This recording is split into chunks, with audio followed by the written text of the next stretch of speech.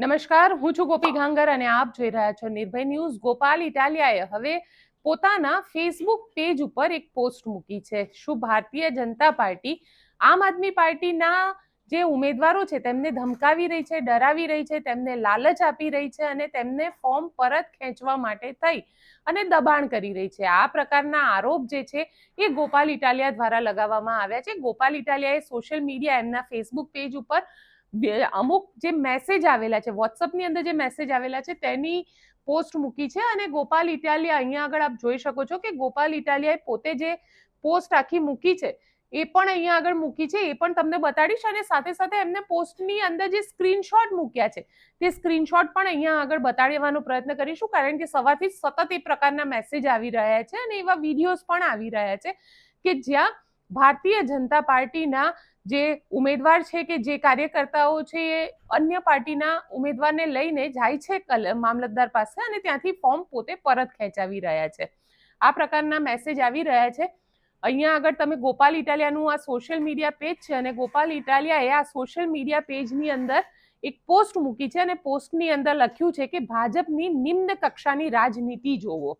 આ નિમ્ન કક્ષાની રાજનીતિ ગોપાલ ઇટાલિયા દ્વારા કહેવામાં આવી છે અને આ પોસ્ટને આપણે અહીંયા આગળ ઓપન કરીએ છીએ।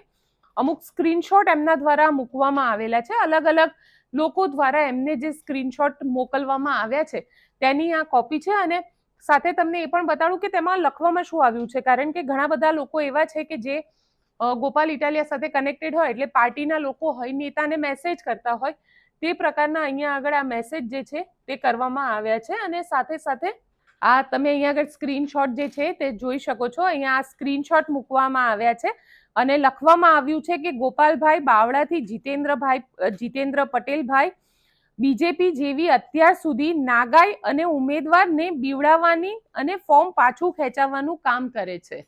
આ પ્રકારનો પ્રયોગ અહીંયા આગળ તેમના દ્વારા કરવામાં આવ્યો છે। કોઈ જીતેન્દ્ર પટેલ છે જેનો સ્ક્રીનશોટ ગોપાલ ઇટાલિયાએ અહીંયા પોતાના ફેસબુક વોલ ઉપર મૂક્યો છે। સાથે સાથે અન્ય પણ એવા ઘણા બધા સ્ક્રીનશોટ મૂક્યા છે, જેની અંદરનો એક આ સ્ક્રીનશોટ છે જેની અંદર લખેલું છે, નમસ્કાર ગોપાલભાઈ, આમ આદમી પાર્ટી ભાવનગર બોર તળાવ વોર્ડ નંબર 9 ના ઉમેદવારને ભાજપ દ્વારા ધમકાવવાનું શરૂ કર્યું અને ફોર્મ પાછું કરવાનું કહેવામાં આવ્યું છે। ભાજપ ગુંડાગર્દી પર ઉતરી આવ્યું છે। હાલ અમે અમારી પૂરી પેનલ ભાવનગરથી 60 કિલોમીટર દૂર ચાલ્યા ગયા છે।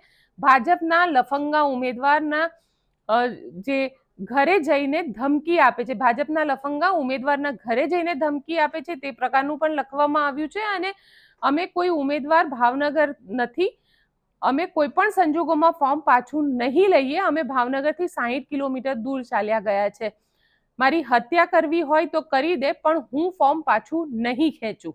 આ પ્રકારની જે વાત છે તે પણ અહીંયા આગળ કરવામાં આવી છે અને સાથે સાથે એવું પણ લખવામાં આવ્યું છે, ના માત્ર ઉમેદવાર પરંતુ પરિવારના અન્ય સદસ્યને પણ કઈ રીતે હેરાન કરવામાં આવી રહ્યા છે તે પણ અહીંયા લખવામાં આવ્યું છે કે હાલ 20 લોકોનું ટોળું અમારા પરિવારને ફોન દ્વારા ધમકી આપી રહ્યું છે। ગોપાલ ઇટાલિયાએ આ પોસ્ટ મૂકી છે। ગોપાલ ઇટાલિયાએ બીજા પણ આવા ઘણા બધા સ્ક્રીનશોટ અહીંયા આગળ મૂક્યા છે અને તેમાં લખવામાં આવ્યું છે, સાહેબ મારી ઉપર એક ખોટી ફરિયાદ કરી છે સાહેબ, અત્યારે હું પોલીસ સ્ટેશન હાજર થઈ ગયો છું।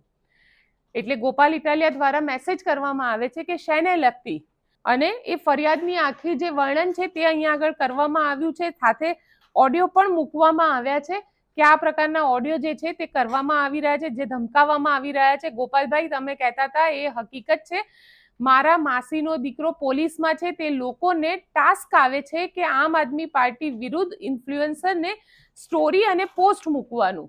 આ પ્રકારનું કોક જે છે જેના માસીનો દીકરો પોલીસની અંદર છે, એટલે પોલીસ પણ આની અંદર એટલી જ એક્ટિવ ભૂમિકાની અંદર છે, તે પ્રકારની વાત જે છે તે કરવામાં આવી રહી છે કે ઇન્ફ્લુએન્સરને આમ આદમી પાર્ટી વિરુદ્ધ સ્ટોરી મૂકવાની વાત કરવામાં આવી છે। સાથે સાથે અહીંયા બીજી પણ વિગતો આપવામાં આવી છે કે કોણ દબાણ કર્યું, તો તેમણે રાકેશ સોલંકી અને દીપુ યાદવ પર આક્ષેપ કર્યો છે કે આ લોકો તેમના ઉપર આમ આદમી પાર્ટીનું ફોર્મ પાછું ખેંચવા માટે કહી રહ્યા છે। આ પ્રકારની વાત જે છે તે કરવામાં આવી છે ગોપાલ ઇટાલિયા દ્વારા। એટલે ક્યાંક ને ક્યાંક જો ગોપાલ ઇટાલિયા એમ કહી રહ્યા છે, કોંગ્રેસ એવું કહી રહી છે કે અમારા ઉમેદવારોને ધાક ધમકી આપવામાં આવે છે। કોંગ્રેસે તો ચૂંટણી પંચને પણ ફરિયાદ કરી છે, ચૂંટણી પંચમાં પણ અમુક મુદ્દા આપ્યા છે કે કઈ રીતે પોલીસનો દુરુપયોગ કરવામાં આવી રહ્યો છે, કઈ રીતે આદર્શ આચાર સંહિતા જે અત્યારે લાગેલી છે ગુજરાતની અંદર તેનો દુરુપયોગ સત્તા પક્ષ દ્વારા કરવામાં આવી રહ્યું છે.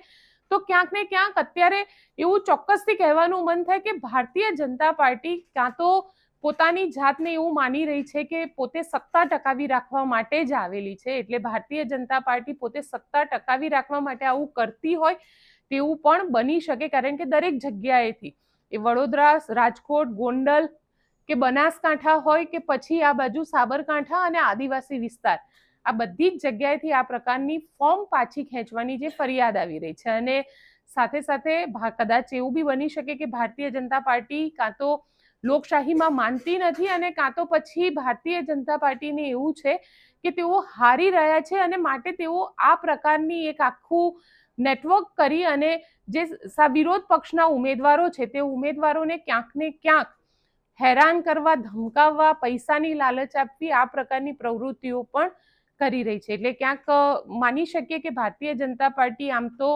પોતે આટલા વર્ષથી સત્તામાં છે અને સત્તામાં હોવા છતાં જો આ સમયે આ પ્રકારનું કરવું પડતું હોય ભારતીય જનતા પાર્ટીને, પણ આ બધા આરોપ લગાવેલા છે જે વિપક્ષના આરોપ છે. ભારતીય જનતા પાર્ટી પોતાના આ આરોપને ક્યાંય માનતી નથી. ભારતીય જનતા પાર્ટી એવું કહે છે કે જે લોકો ફોર્મ પાછા ખેંચવા આવે છે એ ભાજપના વિકાસથી એટલા બધા પ્રેમમાં છે કે એટલા બધા અભિભૂત છે કે તેમને રિયલાઇઝ થાય છે કે તેમને ફોર્મ ભર્યું છે એ ખોટું ફોર્મ ભર્યું છે, એટલા માટે ફોર્મ પાછું ખેંચવા આવે છે.